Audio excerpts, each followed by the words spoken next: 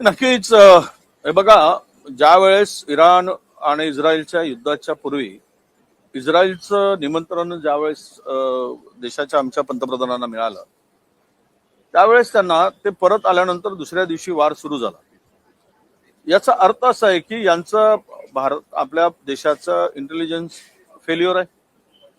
आणि एखाद्या देशामध्ये दुसऱ्या ज्या देशात आपण जातो तो देश 2 दिवसाच्या आत वार सुरू करतो आणि प्राईम मिनिस्टर तिथे जाऊन सांगतात की आम्ही इस्रायल बरोबर आहोत, इस्रायल बाप असेल तर भारत ही माता आहे, आई आहे असं सांगतात आणि इराणशी असलेले संबंध बिघडवतात. इराण हा नॅचरल अनेक वर्षापासूनचा आपली मैत्री असलेला आणि आपल्याला मदत करणारा आणि आपण त्यांना मदत करणारा असा देश आहे. ज्यामुळे मध्य भारतातून ज्या रिसोर्सेसचं ट्रान्सपोर्टेशन होतं, ज्यामध्ये मुख्यत्वे ऑइल आहे, तो रस्ताच आता बंद करून टाकलेला आहे. एकीकडे चीनला पुरवला जातं, त्यांच्या जहाजाला बंदी नाही, आणि भारताच्या याचा अर्थ असा आहे की आमचं परराष्ट्रीय धोरण जे आहे ते पूर्णतः फसलेलं आहे. आणि यामुळेच आज भारताची ही अडचण पुढे आलेली आहे. आज जर तेलाचा तुटवडा असेल किंवा आता गॅसचा तुटवडा, म्हणजे कोरोना सारखी परिस्थिती आता निर्माण होईल देशामध्ये की घराच्या बाहेर जाऊ नका, खाऊ नका. कोण जबाबदार याला?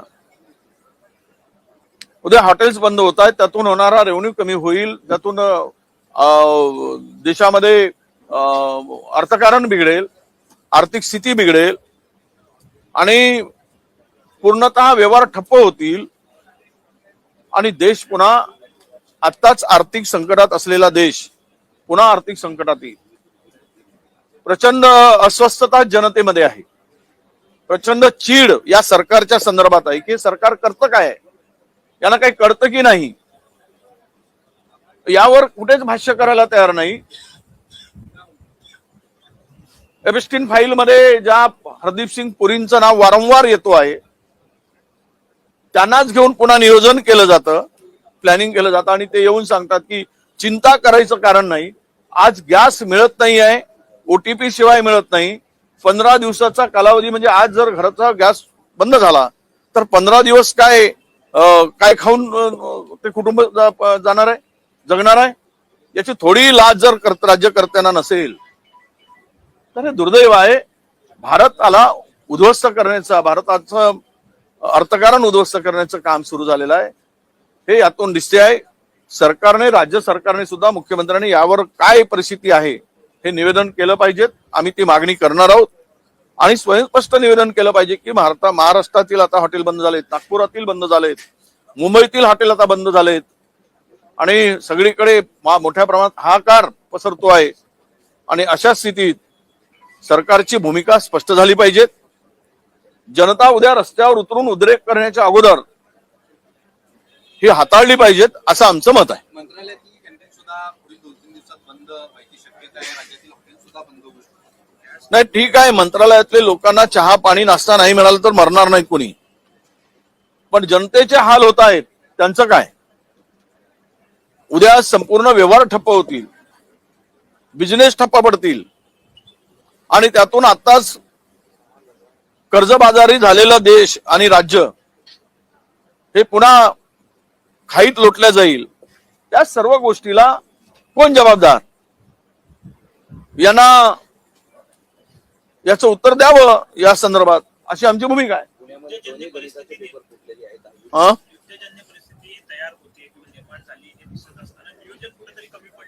युद्धजन्य आता त्याच्या झळा प्रचंड पोचणार आहेत. सगळे प्लॅनिंग चुकलेले आहेत आणि फसलेलं आहे सरकार. यांना काही कळत नाही. हे सरकार बिनडोक सारखं काम करायला लागलेलं आहे, डोकं नसल्यासारखं काम करायला लागलं आहे, ज्याच्या झळा आता देशभरात त्याचे पोचल्याचे दिसत आहेत. उद्या जर ही आता तेलाचा तुटवडा पुन्हा सुरू होईल, म्हणजे डिझेल पेट्रोलचा, आणि त्यानंतर गॅसचा तर तुटवडा निर्माण झाला आहे. मला यांना वाटत होतं की 2-4-5 दिवसात काही युद्ध संपेल. ज्या पद्धतीनं ट्रम्पचे स्टेटमेंट येत आहेत किंवा इराणकडून येत आहेत, हे बघता हे युद्ध दीर्घकाळ जर चालला तर भारत कुठे राहील, भारताची काय स्थिती राहील, हे फार कठीण आहे सांगणं. म्हणून भारतामध्ये सुद्धा अंतर्गत प्रचंड असंतोष होईल, उद्रेक होईल आणि त्याला त्या परिस्थिती हाताळण्यास सरकार अपयशी ठरेल इतका मोठा लोकांमध्ये राग आणि चीड आहे. सर हिंदी में जाना चाहिए जिस प्रकार से इस समय देश में हाहाकार मचा हुआ है गैस को लेकर, लगभग मुंबई में 30 से ज्यादा परसेंट होटल बंद हो चुके हैं, देश भर में कई होटल पूरा व्यवसाय पूरा तहस-नहस हो रहा है, कैसे देखते सरकार की लापरवाही? नहीं, देखिए हमारे जो देश को एसेंशियल कम्युनिटीज जो है उसको उतना रिसोर्सेस जहां से है हमारा वो बंद नहीं होना चाहिए था. ये सरकार का फेलियर है. हमारे प्राइम मिनिस्टर इजराइल जाते हैं तो क्या उनका इंटेलिजेंस फेलियर है? 2 दिन के बाद में वार शुरू होता है और वहां जाके कहते कि वो इजराइल हमारा नेचुरल दोस्त है. कब से है? क्या देता है इजराइल हमको? जो हमारे टर्म्स, हमारे इंपोर्ट एक्सपोर्ट, जो भी हमारे व्यवहार होते थे ईरान के साथ में, एक नेचुरल फ्रेंड्स करके हम लोग उसके साथ में व्यवहार करते थे और उसी के पंगा लेकर ये देश को क्या मिला? आज जो यहाँ पे परिस्थिति निर्माण हुई है, इनको अगर अंदाज था कि 8-10 दिन ये वार चलेगा तो ये तो वार रुकने वाला नहीं, ऐसा अंदाज सब बताया जा रहा है. इस स्थिति में देश में कल तो तेल का प्रॉब्लम हो जाएगा, ऑयल का, डीजल हो, पेट्रोल हो. आज तो गैस का बड़ा प्रॉब्लम हो रहा है. इससे इकोनॉमी पर पूरा असर होगा, पूरा बिजनेस ठप हो जाएगा. और आज महिलाएं बहुत व्यतीत है कल क्या करेंगे करके, क्योंकि ओटीपी पे भी 15 दिन के बाद में वो गैस सिलेंडर मिलेगा. तो 15 दिन तक अगर गैस खत्म होता है तो वो महिलाएं अपना घर कैसे चलाएंगे? क्या फिर चूल्हा पे ये प्रगति रहेगी इनकी? फिर लकड़ी जलाकर खाना पकाए तो लकड़ी भी कहाँ है? अभी लकड़ी भी नहीं है. तो इस स्थिति में लोगों में बड़ा, महिलाओं में हो, जनता में हो, बड़ा असंतोष है और ये उद्रेक है, बहुत गुस्सा है सरकार के प्रति. तो हम चाहते हैं कि सरकार ने, स्टेट सरकार, गवर्नमेंट ने, सीएम ने इस बारे में अपना निवेदन देना चाहिए और महाराष्ट्र की क्या परिस्थिती है इसको सामने रखना चाहिए. मुख्यमंत्री आज उत्तर देताना दिसणार आहे अर्थसंकल्पावर, त्यावेळी कुठेतरी त्या अगोदर या नहीं, मी आता आम्ही हा विषय मांडतोय मी हाउस मध्ये जाऊन. मैं ये सब्जेक्ट में ये रखने वाला हूं हाउस के अंदर में कि मुख्यमंत्री ने इसका जवाब देना चाहिए. आज जो स्थिति है, ये स्थिति में सरकार की क्या तैयारी है, सरकार इसके ऊपर क्या उपाय करने वाले हैं, इस बारे में हम लोग गैस के बारे में सरकार से निवेदन मांगे.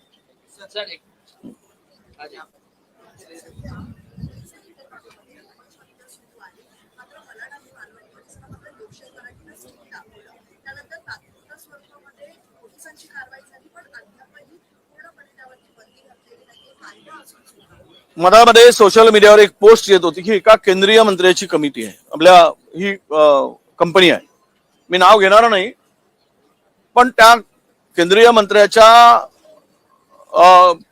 एका कंपनीकडून हा व्यवसाय सुरू असल्याची माहिती सोशल मीडियावर खूप मोठ्या प्रमाणात आली. मीडियामध्ये नव्हती ती, त्यामुळे आम्ही त्यावर थोडा सर्च केला आणि सत्य परिस्थिती जाणून घेतली. ते तथ्य आहे.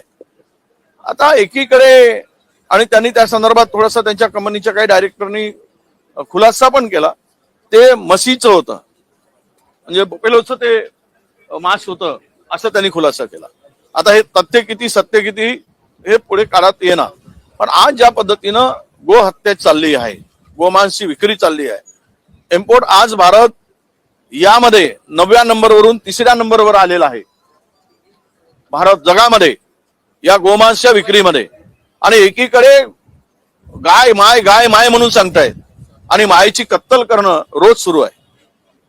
हे कुठल्या धर्मात मोडते आहे, कुठल्या संस्कृतीत मोडते आहे? आणि नाव तरी यांना अधिकार आहे का हिंदू धर्माची संस्कृती सांगण्याचा आणि गायीचं नाव घ्यायचं? नाव गायीचं घ्यायचं ना, गायीला आई म्हणायचं आणि आईचीच हत्या करायची. हे सरसकट सुरू आहे. हे खुर्चीसाठी आणि सत्तेसाठी हपापलेली माणसं आहेत. यांना धर्म, यांना गाय वगैरे हे केवळ मतं मिळवण्याचं साधन आहे. हे आता लपून राहिलेलं नाही. लोकशाही मराठीनं वाशिम जिल्ह्यातल्या पोलीस ठाण्यातलं एक स्टिंग ऑपरेशन समोर आणलेलं आहे. त्याच्यामध्ये पोलीस चक्क ड्युटीवर असताना झोपलेल्या अवस्थेमध्ये पाहायला मिळाले, टेबलवरती झोपा काढताना पाहायला मिळाले. सगळे हे व्हिडिओ समोर आलेले आहेत. काय वाटतं यावर? नाही, नाईट ड्युटीमध्ये जर पोलीस झोपत असतील तर उद्या शस्त्र पळून नेतील लोक, आरोपीचं लाकरमधून पळून नेतील. म्हणजे ठाणे कारण असं आहे की कायदा सुव्यवस्था इतकी महाराष्ट्रातील सुधारलेली आहे की पोलीस झोपले तरी पोलीस स्टेशनमधून काही होणार नाही याची खात्री कदाचित पोलिसांना असावी की पोलीस स्टेशनमधून बंदुका चोरी जाणार नाही, आरोपी कोणी पळून नेणार नाही. कारण कायदा इतका सुव्यवस्था इतकी सुंदर आहे भारतात, त्यामुळे पोलीस निर्धावलेपणानं बिनधास्त झोपले असतील असं म्हणायला पाहिजे. म्हणजे आज कुणावर धाक आहे कुणाचा आणि कसं चाललेलं आहे याचं हे पोलीस स्टेशन उदाहरण आहे. पोलीस झोपले असतील तर कायदा सुव्यवस्था जिवंत आहे का हा प्रश्न निर्माण होतो. 10वीचा पेपर हा फुटला आहे आणि स्वतः मंडळानंच सांगितलं आहे की पेपर व्हायला दिलेला आहे आणि त्याच कारवाई. आता ह्यावर शेवट हे पेपर फुटीचे प्रकरण याचं मूळ जर असेल आणि मूळ म्हणजे कोणी ना कोणीतरी या पेपर फुटी मागे शासकीय यंत्रणा जबाबदार असते. ते तो विभाग असेल, त्यातले अधिकारी असतील, कर्मचारी असतील. ज्यावेळेस हे सील उघडण्यापूर्वीच ते जातं त्यावेळेस सील लावण्याच्या पूर्वीच हे कुठलं ना कुठेतरी मोबाईलमध्ये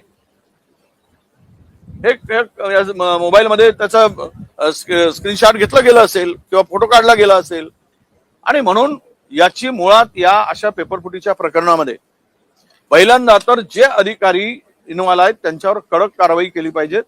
कायदेही थोडासा दुरुस्त केले गेले पाहिजेत. हुशार मुलांचा अभ्यास करून मेहनत करणाऱ्या पोरांचं फार नुकसान होतं याच्यात आणि कॉपी करणारा पुढे जातो. म्हणून कायदे दुरुस्त करणं आणि ही जी यंत्रणा आहे ही सक्षम करणं हाच यावरचा उपाय आहे. सर, एक मुंबईमधला प्रश्न आहे. मुंबई महानगरपालिकेकडून ग्रामशाळेसाठी जी निधी वितरित करण्यात आली आहे त्यामध्ये आपण पाहतोय की संघामध्ये जर पाहिलं तर जवळपास 3.5 कोटींचा हा संपूर्ण निधी जो आहे तो वितरित करण्यात आलेला आहे. नाही, ह्या निधी वितरित यासाठी असेल, पूर्वी जिम आहे, साहित्य आहे, निधी वितरित करायचा आणि बिलं काढून 3.5 करोड रुपये 6 करायचा हा धंदा आहे. यामुळे याची चौकशी होणे प्रभात आहे.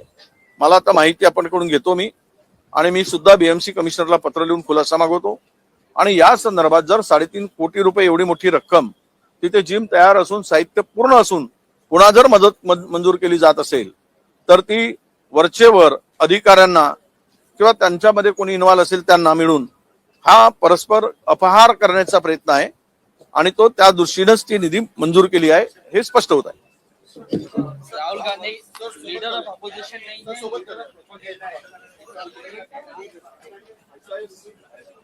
राहुल गांधी के नाम से मिर्ची लगना स्वाभाविक है. ये सरकार जो काम कर रही है ये तो मैं